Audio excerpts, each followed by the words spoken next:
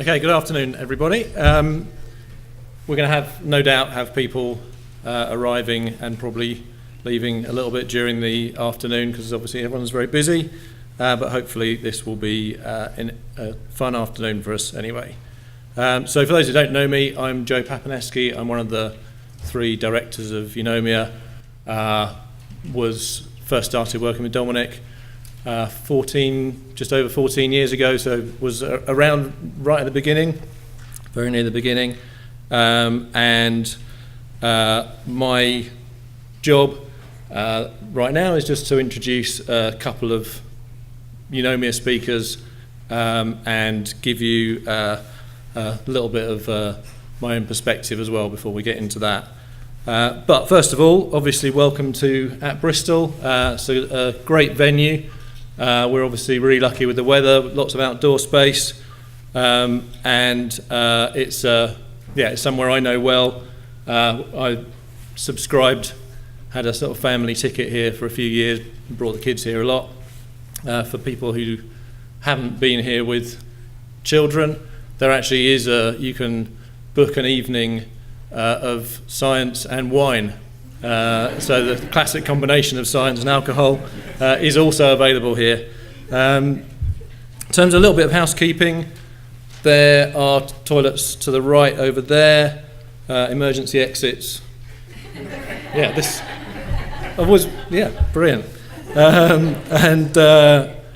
But I think probably if there is an emergency, we'll be told what to actually do. When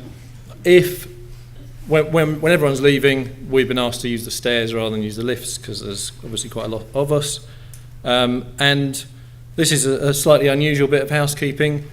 Smoking and vaping only on this balcony, so not there or anywhere else in the building. It's the first time I've ever had to deal with vaping as a bit of housekeeping, so it's I guess progress of some kind.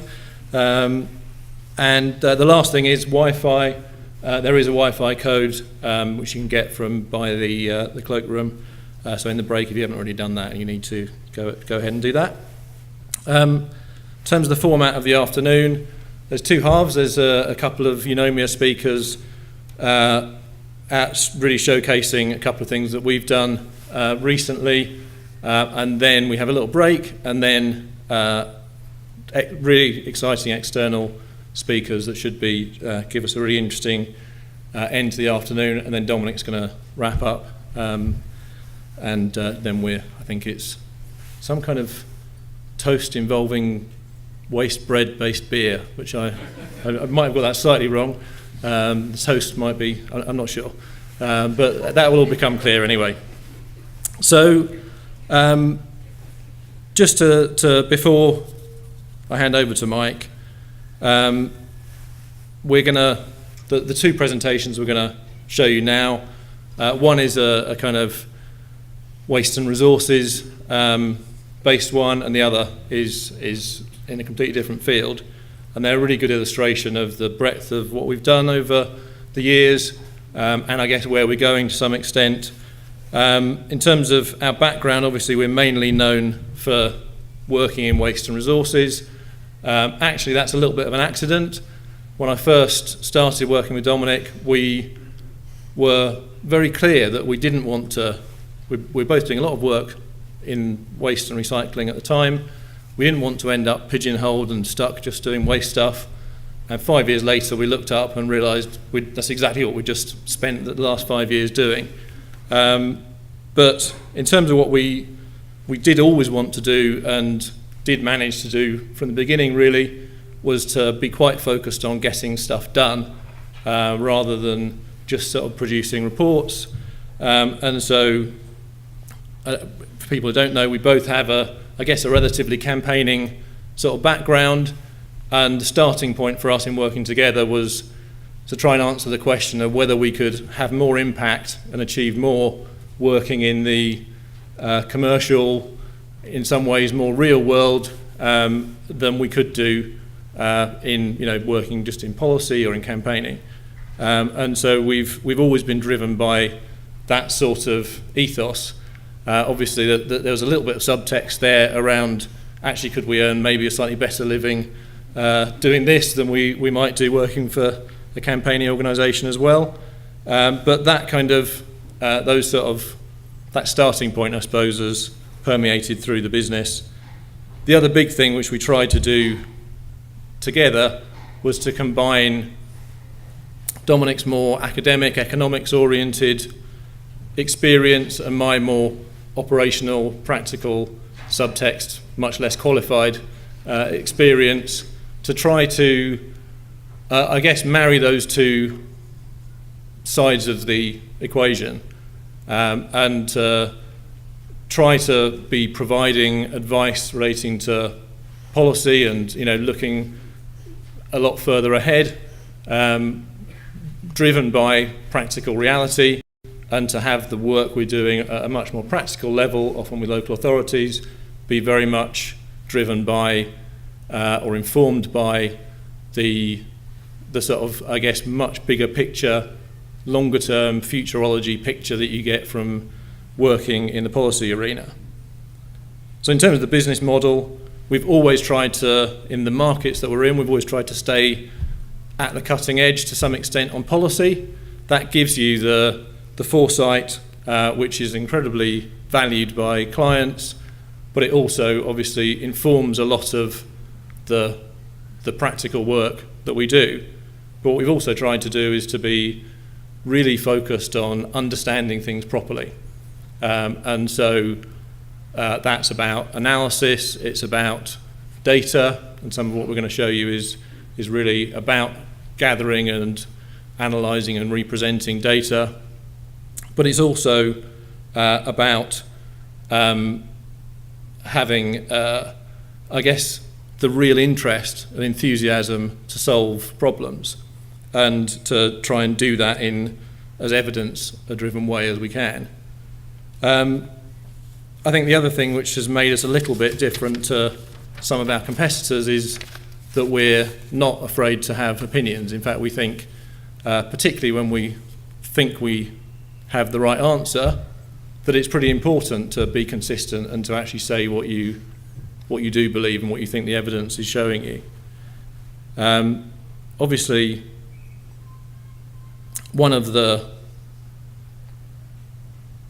big sort of features of a consultancy business is that we're a people-based business, and we've been really lucky to be able to attract people over the years who share the values and interests, really, are very motivated by the same things as we are.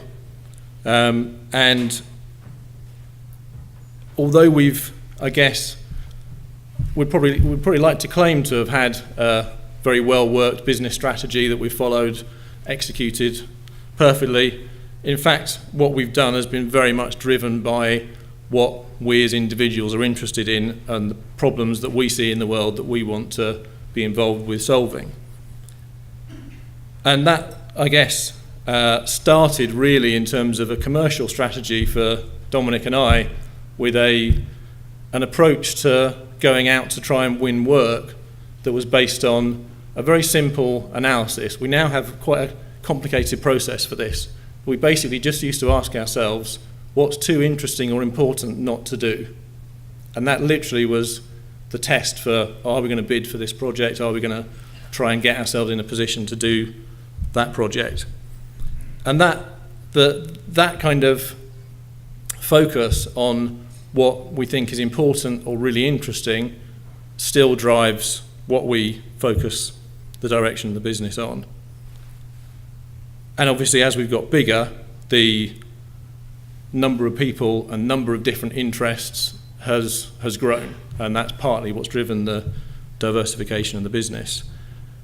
In terms of that kind of business model that we've used in the waste and resources sector, we've basically tried to replicate that across other sectors, so particularly in clean energy and renewables, but also the marine environment and green infrastructure, and a number of other areas, some of which we'll touch on today.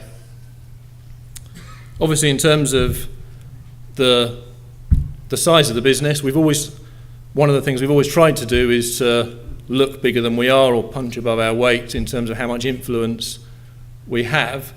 Actually, we're now we are quite big now, that we're 70 odd people, and the ability that we have now, the reach to do the influencing that we've always been motivated by, is much greater, obviously, having much more resources at our disposal to do that with.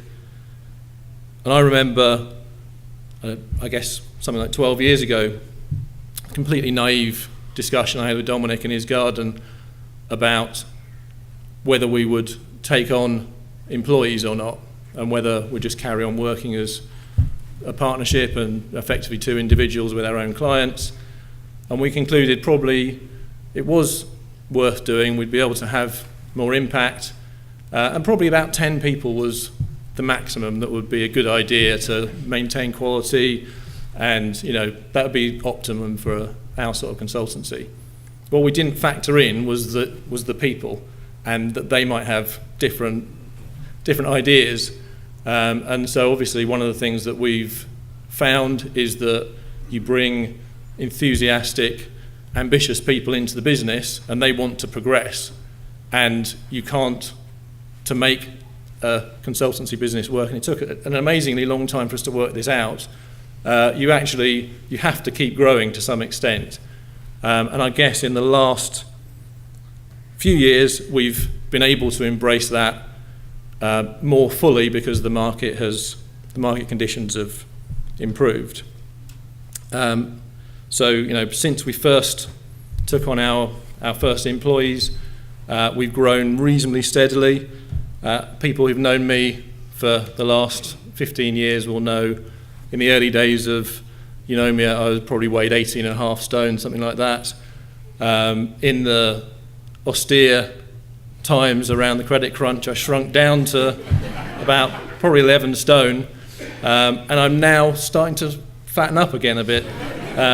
So I think I'm a good barometer of the health of the business. One of the things we're proudest about as leaders of the business, though, is that we haven't, we did have lean times, I guess 2009 up to 2012, 2013, trading conditions are much more challenging. But what we've always tried to do is to keep investing in our people, to try and innovate and be creative, to find what the new market conditions mean our clients need, and most importantly to us, to not shrink, to not make people redundant like lots of our competitors have when times are hard. And so it's allowed us to continue to invest in the business. Obviously, partly helped by possibly me eating slightly less during the lean times, but I'm definitely not taking it. It was mainly business strategy rather than just tightening the belt. And that's given us really a great platform over the last few years to grow quite considerably, up to about 70 odd people that we are now. So that's just a little bit of perspective on the business from my point of view over the last 14 years. We're going back to our roots to some extent now with the first presentation from Mike. This is being sort of hot off the presses, our latest residual waste infrastructure review. It's expanded out to cover the whole of Northern Europe, and is something which has attracted a lot of sort of media, trade press in particular, media attention since we've been doing it. I think this is the 10th or 11th publication of it. So there's going to be time for questions after each of the two presentations that I'm going to introduce. The background to this one really is that I guess really probably 8 or 9 years ago we first started working on market studies, so really trying to understand where the feedstock for different facilities would come from, and that started with the organic waste, bio-waste streams, as we were starting to see investment in vessel composting and windrow facilities and later in AD facilities. But that's expanded out to cover the whole range of technologies, and also to start to look at the market on a more international basis.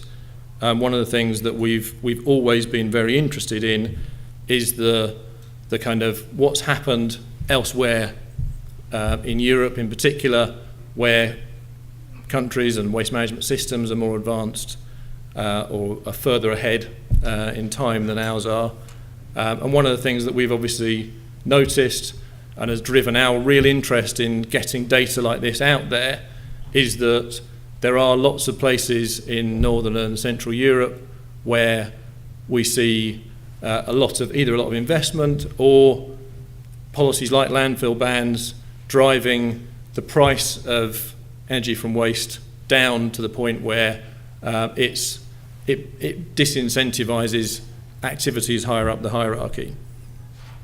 And obviously in this country, something again we did in one of our earliest projects was work with DEFRA and ODPM as it was then on waste planning, and this sort of perception that planning is a huge barrier to investment in the waste industry.